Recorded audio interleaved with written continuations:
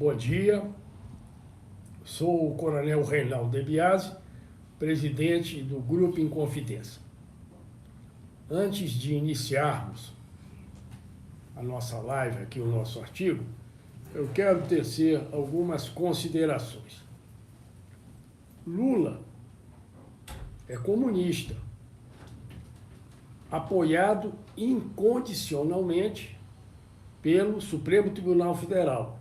Logo, o Supremo Tribunal Federal tem maioria de ministros comunistas. Isso é uma situação difícil que estamos atravessando. Dos três poderes, o Executivo e o Judiciário estão em mãos marxistas. O objetivo de Lula no momento: eliminar o direito de propriedade no campo. Se isso der certo, irá continuar para a cidade. Mas isso não passou batido, isso não passou em branco, a intenção revelada pelo julgamento que o Supremo fez, cortando o chamado marco temporal, que nós vamos abordar depois. Isso não ficou assim, não.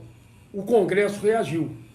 E nós vamos, no decorrer do nosso artigo, comentar a respeito também. O que aconteceu? O Congresso reagiu através de seus congressistas patriotas e que são contrários a Lula.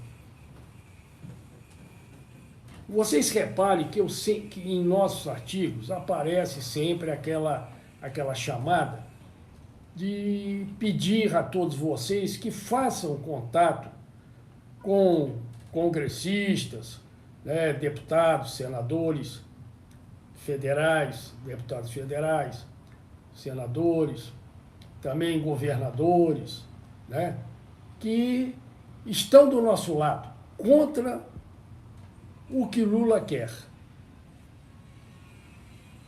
Isso é muito importante. É o papel que nós esperamos que vocês façam. Porque se a gente ficar só reclamando, achando ruim com as coisas, isso não vai adiantar nada. Não adianta xingar, isso não funciona. Temos com quem decide. O Congresso é deles o mais importante, porque eles criam leis, eles não aceitam coisas erradas que vierem judicialmente. Então, para minha opinião, é o poder mais importante para a nossa defesa, é o poder legislativo, é o Congresso Nacional. Bom, passemos então ao nosso artigo, à nossa live. Demos a ela o nome de A Conjuntura Nacional no Momento e os Graves Riscos para o Futuro do País, número 16. Já estamos no 16. Abaixo, na descrição desse vídeo, colocamos 3 links relativos ao dado dos senadores, deputados federais e governadores que se opõem ao comunismo, para serem usados por aqueles que queiram conectar-se com as citadas autoridades, visando incentivá-las a reagir contra a maligna ideologia, o que será de grande importância. Isso é meu apelo. Vocês querem ação? É contactar-se com esse pessoal que nós listamos, fizemos listas dele, que são elementos patriotas e anticomunistas, e governadores também. Inicialmente, vejamos o tema: o marco temporal para a demarcação das terras indígenas. Inicialmente abordemos o subtema aqui, o confronto Congresso Nacional versus STF, referentes à tese do marco temporal. Os proprietários de terra sempre defenderam a tese do marco em questão, marco em tela, quanto à citada demarcação, especificando que os indígenas somente teriam direito às terras que estavam em sua posse no dia 5 de outubro de 1988, data da publicação oficial da Constituição Federal. Desse modo, áreas rurais com títulos centenários, referentes a muitas famílias do Brasil, não poderiam de maneira nenhuma ser destinadas aos indígenas. O projeto de lei relativo a essa tese acima estava em período conclusivo. Iria ser votada na última semana de setembro de 2023. Após, vejam só, após 17 anos de discussão no Congresso. E essa votação seria feita pelo Senado Federal. Em 21 de setembro de 2023, o Supremo Tribunal Federal, de modo imprevisto, derrubou por 9 votos a tese do marco temporal.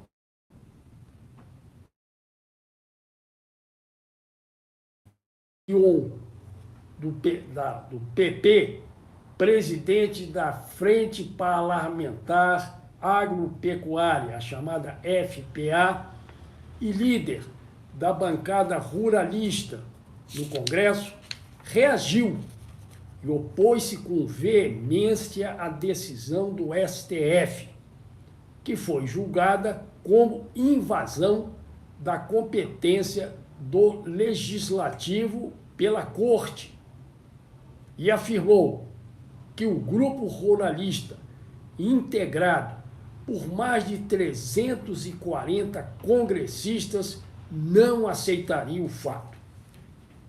Abre aspas. Avançar em uma matéria em fase final no parlamento que impacta as relações sociais de brasileiros e brasileiros, quais sejam fazendeiros e indígenas, é expor que a Constituição privilegiou índios em detrimento de todos os demais. O STF tem se colocado como legislador, usurpando, isto é, tomando à força as competências do Congresso, que legislar é para o Congresso, é ele que tem essa atribuição. O STF, ele julga e processa questões de constitucionalidade ou inconstitucionalidade de ações. O restante, ele não pode legislar nada. A derrubada do marco temporal vai promover o desmonte do direito à propriedade e segurança jurídica no campo. Fecha aspas. Assim asseverou Lupion. O estado do Paraná, o segundo maior produtor do agronegócio brasileiro, a Federação de Agricultura do Estado do Paraná, a FAEP, que reúne mais de 80 mil produtores rurais, diz que tal deliberação fere o direito de propriedade. A Confederação Nacional, a Confederação de Agricultura e Pecuária, a chamada CNA, adverte que, aspas, o fim do marco temporal pode retirar a propriedade de milhares de famílias no campo, que há séculos ocupam suas terras, passando por várias gerações. Séculos, observe a expressão, proprietários há séculos. Como um fato de alta expressão, graças a Deus, o plenário do Senado Federal, por 43 votos favoráveis contra 21, aprovou, em 27 de setembro de 2023, o projeto de lei de autoria do deputado Homero Pereira, que institui a data de promulgação da Constituição Federal de 1988 para a demarcação de terras indígenas. Qual é que vale? A do STF, indo contra? Ele não tem atribuição para fazer isso. Ele não pode legislar. Quem tem, acerta, é a do Congresso Nacional com a votação do Senado Federal. Segundo o senador Marcos Rogério, do PL, relator do projeto, o tema foi debatido de forma exaustiva e profunda. E o projeto é uma oportunidade para devolver segurança jurídica ao Brasil no campo. Abre aspas. Hoje estamos reafirmando o papel desta casa. Com esse projeto, o parlamento tem a oportunidade de dar uma resposta para esses milhões de brasileiros que estão no campo trabalhando e produzindo. Fecha aspas, disse o senador. Podemos garantir que a manutenção do direito de propriedade é a mola mestra da harmonia popular e da formação de sua confiança no governo e resulta na elevação do moral nacional. Comentários do Grupo Inconfidência a respeito.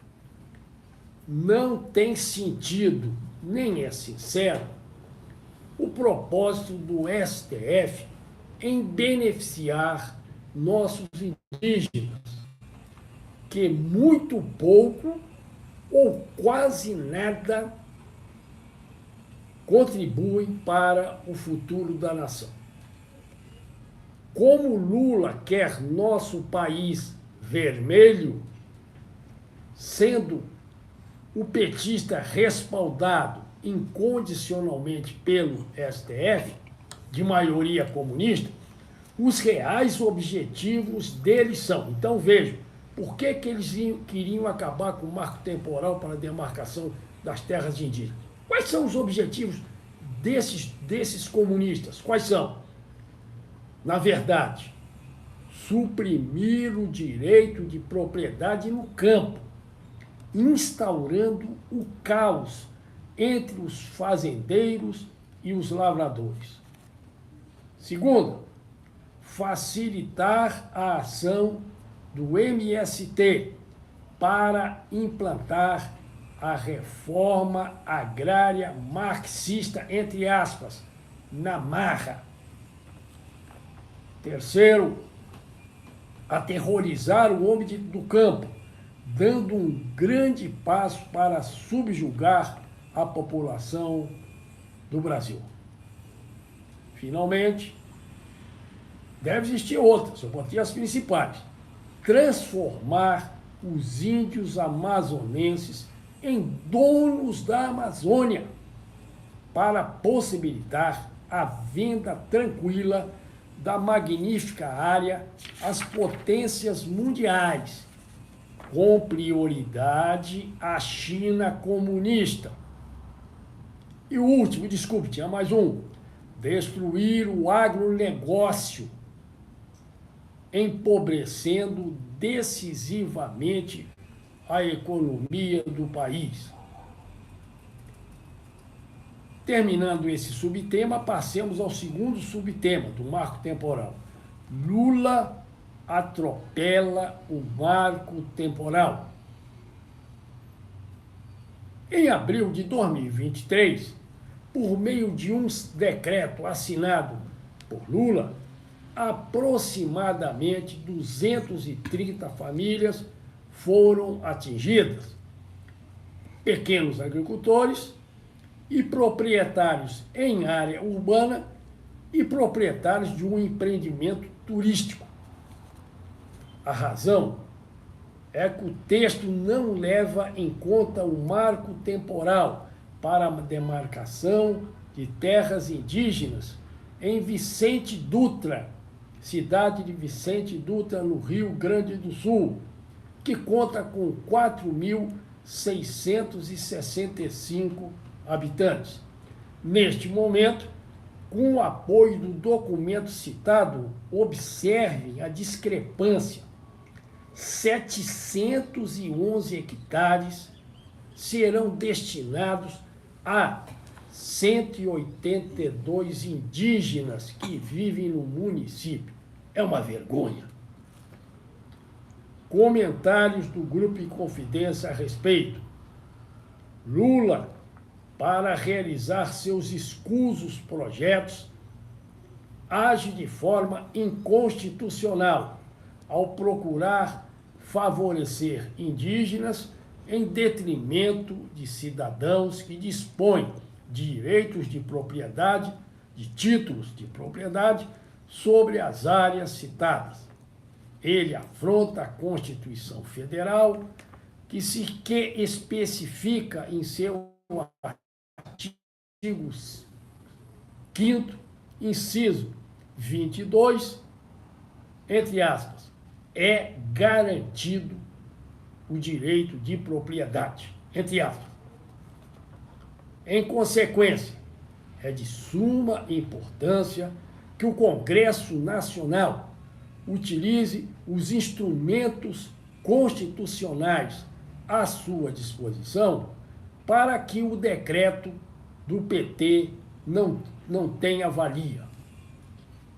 Um destaque aqui queremos fazer ao Congresso Nacional, aos valorosos congressistas que votaram aprovando a tradicional tese do marco temporal, nossos profundos agradecimentos por salvarem o homem que labuta, que trabalha exaustivamente no campo. Terminando esse tema inicial, passemos ao segundo tópico. Arcebispos repelem decisão do STF de iniciar julgamento sobre o aborto. Arcebispos das arquidioceses de Curitiba e de São Paulo manifestaram-se com energia sobre a chamada ação de descumprimento de preceito fundamental, entre parênteses, a DPF 442, que isso o STF, com ela, busca fazer, observe, com que o aborto até a 12ª semana de gestação não seja mais considerado crime. Observe, 12ª semana de gestação equivale a 3 meses. 3 meses. O arcebispo de Curitiba, D. José Antônio Peruso, criticou os ministros do STF, assim expressando-se, abre aspas, nenhum juiz tem autoridade para dizer agora é pessoa, agora não é pessoa. Há uma realidade da vida humana que se sobrepõe e suplanta qualquer critério, quer da ciência, quer das lógicas e quer das opiniões. É um valor absoluto. Quem crê, quem ama o seu Deus, se sobrepõe a qualquer fundamentação. Fecha aspas. O arcebispo de São Paulo, Dom Odilo Scherer, também repudiou a discussão do tema pela corte. Entre aspas, abertura das aspas, defender a vida humana e a dignidade inalienável de cada ser humano em todas as fases de seu desenvolvimento não deve ser questão de, entre aspas, direita ou de, entre aspas, esquerda. É questão de humanidade. Fecha finalmente as aspas. Citou Dom Odilo. Sugestões respeitosas do grupo em confidência. Quanto aos sacerdotes de todos os níveis, dos mais simples aos mais elevados, da hierarquia da Igreja Católica e Evangélica. São as nossas sugestões.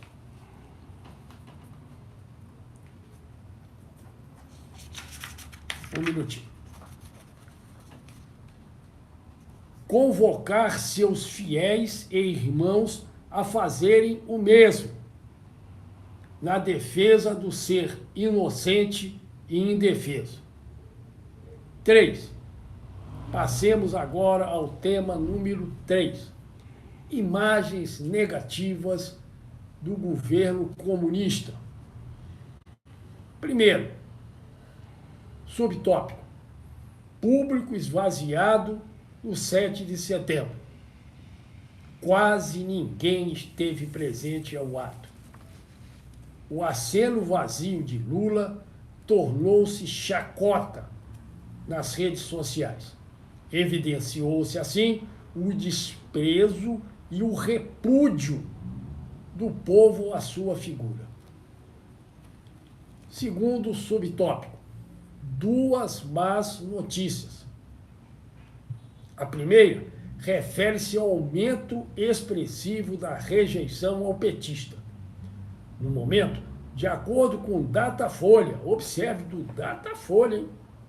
31% dos entrevistados avaliam sua administração como ruim ou péssima. A segunda má notícia, que se constitui em um agravante, é que 42% dos consultados afirmam nunca confiar no presidente da República. Dessa maneira, isto demonstra a total falta de credibilidade em sua pessoa. Passemos ao terceiro subtópico. O sinal alarmante que nossa economia piora a cada dia. A arrecadação da União com impostos e outras receitas continuou em trajetória descendente em agosto, marcando o terceiro mês consecutivo em queda. Enquanto isso, o governo gasta cada vez mais. O último subtópico das imagens negativas. Rejeição a Lula em jantar oferecido por Biden em Nova York.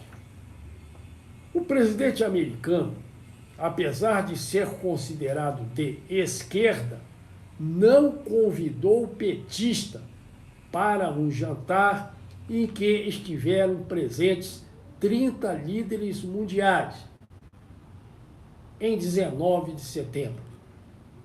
Observem, Lula encontrava-se na cidade de Nova York desde 17 de setembro, mas sua participação ao evento não foi solicitada.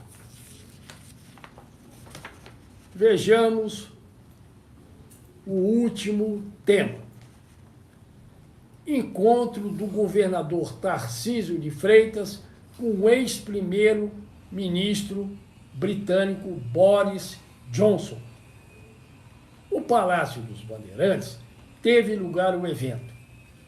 Cenário econômico, transição energética, potencial e industrial e aproximação do comércio entre o Brasil e o Reino Unido foram temas abordados.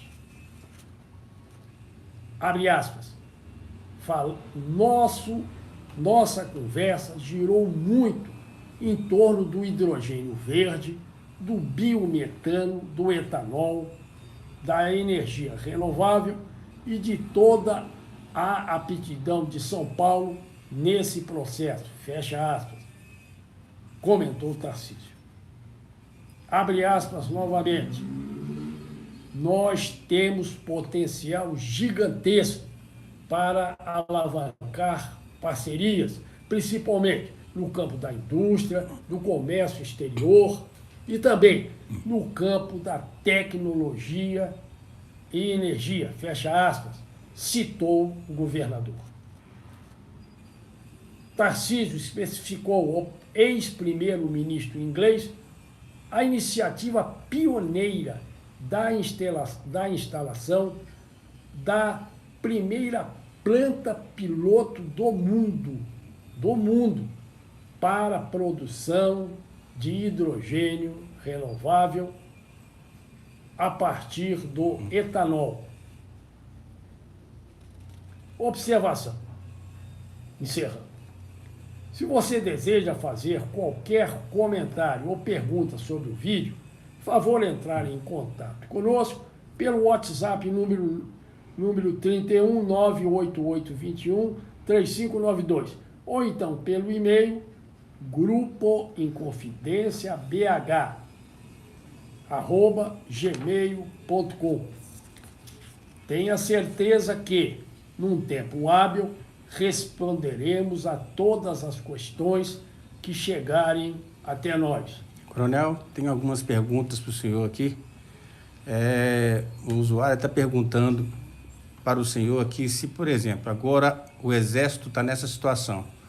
Qual o dever, como que a ativa e a reserva hoje deve agir, na sua opinião, nessa situação que está hoje? Quando se fala sobre o Exército, eu quero frisar que o nosso Exército nada tem de comunista. Ele possui um grupo de generais, sim, comunistas que apoiaram o Lula, e como eles são de os postos mais elevados, o restante foi surpreendido e não teve a reação.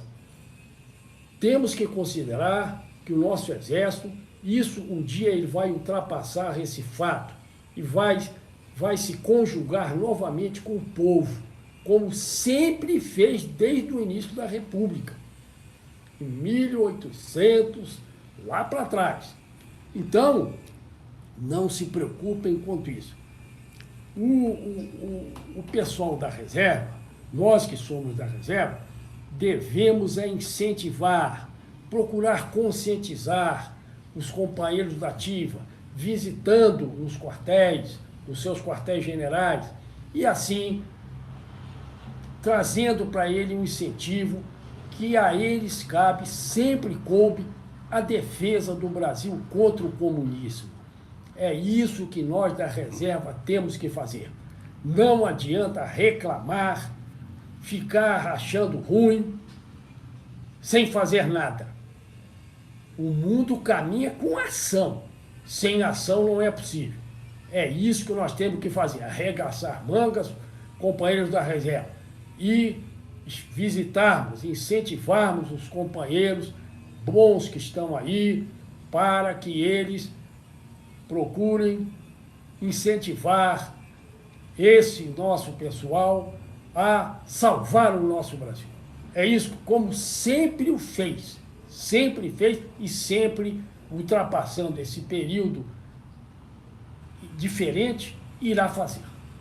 Uma outra pergunta, Coronel. O senhor que teve participação ativa em 64, à frente, né, do Exército lá no Rio de Janeiro, qual a diferença do que houve em 64 pelo que está acontecendo agora, e qual seria, o senhor acha, na sua opinião, a atitude do Exército para poder resolver essa situação do nosso país? Bom, em 64, vocês querem saber, a situação era negra, muito complicada. Hoje em dia está pior que aquela época.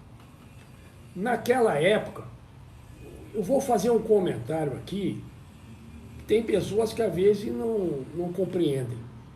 Fazer uma revolução é coisa muito difícil, porque um elemento que queira entrar em movimento, ele poderá ser denunciado ao governo. Naqueles tempos, o governo era também, como Lula, de um comunista. Também era. E o comunismo já estava praticamente implantado no Brasil. Quem é que teve a iniciativa? Não quer dizer que o exército, naquele tempo, não reagisse, reclamava, ponderava, e era coordenada a reação pelo inimigo. O restante do exército, que inicialmente não estava a nosso favor, não nos enfrentou 2 vezes com tropas que foram mandadas pelo primeiro exército, na época, chamado atualmente Comando Militar do Leste, que foram mandados contra nossas tropas, que saíram de fora em direção ao Rio de Janeiro. Então, essas tropas acabaram recuando, não entrando em combate, que nós íamos entrar em combate 2 vezes, eles se retiraram, e outras delas passaram para o nosso lado.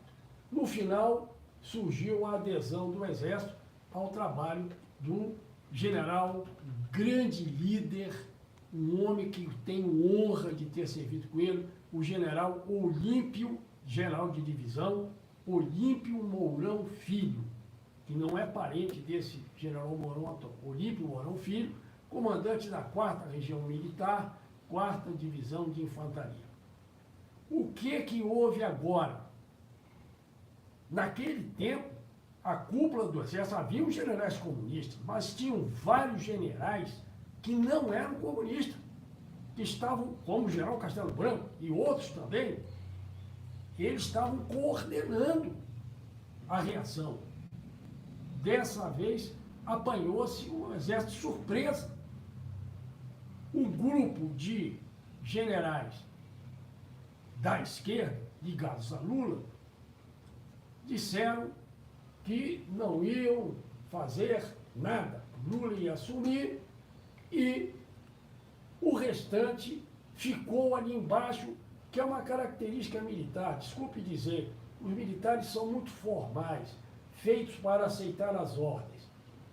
Não teve um general que não fosse esse grupo de generais do Exército com coragem suficiente, energia, iniciativa, rapidez para tomar uma atitude.